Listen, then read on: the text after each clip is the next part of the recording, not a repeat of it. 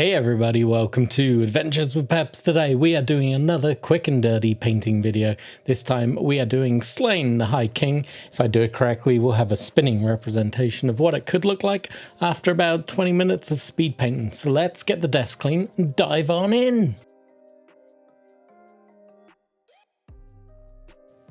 Hey everybody, welcome to Adventures with Peps. Today we are painting Slaine. In the Slaine miniature range, there are only 3 Slaine models. The first one is normal Slaine, the second one is the Warp-Spasm, and the third one is, I believe, called the High King, who was a limited edition one that you could get only with the game. So if you want to play Slaine, the only way you get a Slaine model is by buying the base set. That seems like not the best idea, Warlord Games. You should have made one version of him at least that you could buy separately. Maybe they have now and I should just check the website. But if they haven't, that was a silly oversight from them. Now, make sure you grab your brushes and all that crap and if you want to paint along. I'm not going to talk about my paint job unless I run into too much time needed. As always, you can watch the video and see what I'm doing. It's speed paints all the way. So instead of talking about the paint job, you are going to learn about Slaine instead for those who don't know about him. So who is Slaine? Hailing from the mystical past realm of the land of the young, Slaine McGruff is this Celtic barbarian, part of the Earth tribes. After being banished from his tribe, he travels the land as a lone wanderer, encountering dragons, monsters, dwarfs and witches as he travels through the world. He isn't completely alone in his travels, however. Not only does he carry a huge axe that he has nicknamed the Brain Biter, but he also has mastery of the Warp-Spasm. This primal force flows straight from the earth into his body, warping his physical appearance and turning him into a hulking warrior. Created by the then married creative team of Pat Mills and Angela Kinnaid, I hope I said that right, in 1983, the year I was born. Slaine has lived through many lives, his journey taking him from lone wanderer to the High King of Ireland.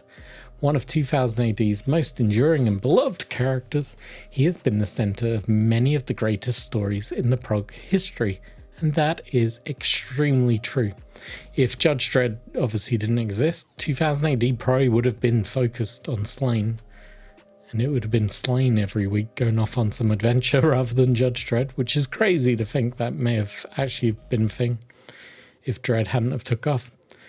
Slaine's adventures are mostly done in the land of the young, which is, I don't know what it is. It's kind of pre the world separating. I don't know the correct terminology. Someone will tell me in the comments for being an idiot.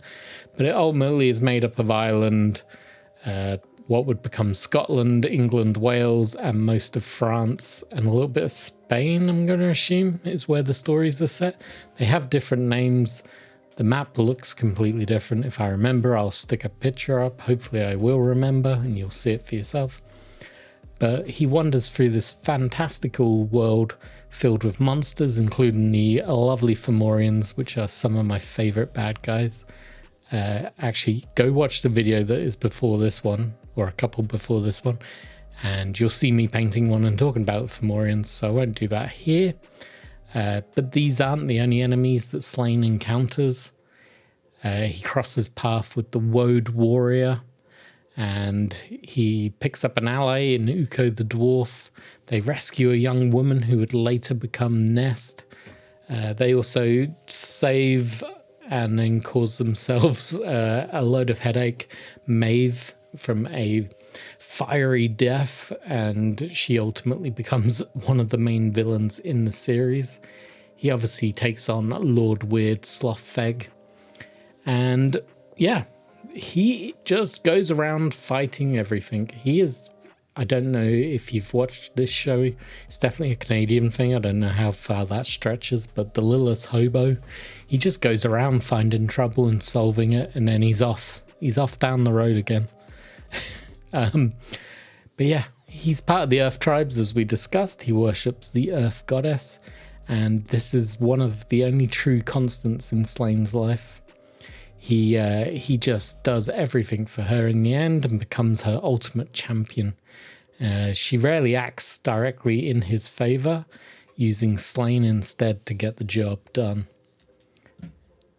Despite being exiled from his home tribe for his cheeky little fling with the warrior queen Neve, Slaine eventually returns home to become the king of the earth tribes. Although not yet united with his love, he leads his tribe into a battle against the Fomorians, seeking to reunite all the tribes, which then brings us to all those earth heroes that we've been painting over the last few weeks. And that drags us into the story of the Horned God, which is where I believe this game is set during that timeline. It is this period that Slaine takes on the Lord Weirdslotfeg's forces in a final desperate battle for ultimate control of the realm. And I think we all know he ultimately succeeds and becomes the Horned God, the High King of Ireland.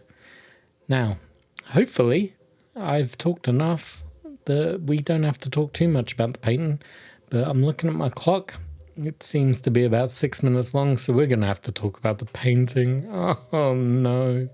Okay, so the painting, as always, we kick things off with a black prime, and then I used the golden maple fair skin heavy dry brush over the top using my Army Painter dry brush brushes. That's too many brushes.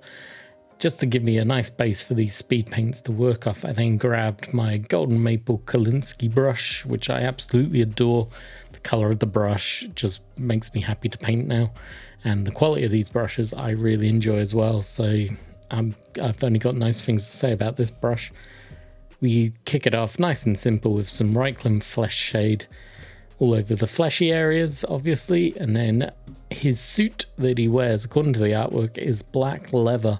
Now, the models I've seen, they do black hair for Slaine plus black leather. Makes it a really dark model, so I decided to use the Gravelord Grey on mine, just to mix things up a little bit. Gives the chance for his hair to stand out a little bit. And with that drying, I swiftly moved on to the hardened leather for the interior of his, I believe it's a bear pelt. That's what I'm going to go with. So I just used that on the inside to give it that leathery texture. Also threw a bit of that on the base to start working on some muddy tones for his decorative base at the end. Then we swiftly moved into the grim black for his hair. Nice easy step. This guy, he's got Elvis hair. That's all I'm going to say. It looks like Elvis hair to me. It was fun to paint. We then re-grabbed the golden maple fair skin to reprime what will become the red areas on the model, making sure we had a nice flat, clean, white creamy area for that to go over, before hitting up the back of the fur cloak with the sand golem just to give it that kind of brown bear look about it. Swiftly then, with that drying, we moved on to his axe handle using the dark wood. Now, annoyingly, when I was dry brushing this model, I snapped the axe head off.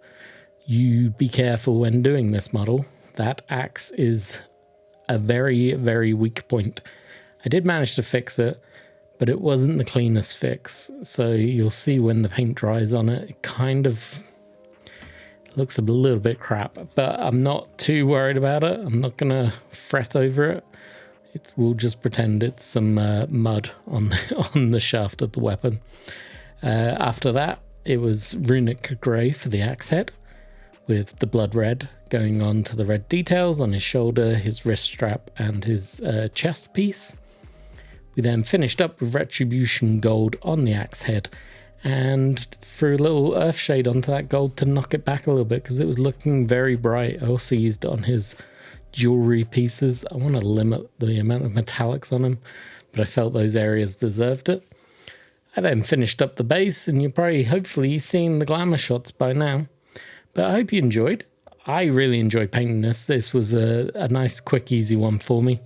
I am getting to the cauldron. I keep saying I'm doing the cauldron next, but it is finally time to do the cauldron, so that's probably going to appear in next week's Slaine video. But otherwise, I hope you enjoyed. Like, comment, subscribe, all that good stuff. It means the world to me. I'm so close to 2,000 subscribers. If you also want to drop by Discord and share some love for whatever you're painting at the moment, please do. We love to see projects over there. It's free to join up, no paywall on that Discord. And finally, if you want to buy me a cup of coffee, I truly appreciate that, and all the buttons are down below. Otherwise, check out Golden Maple. They've kindly given me some discount codes to the website, so go treat yourself to something, and I will catch you in another video real soon. As always, I appreciate you spending your time with me, and I'll catch you again real soon. Bye-bye! Hey, thank you for watching this video. Make sure you like, subscribe, and then go watch this one. This one up here. Give it a click. Bye-bye!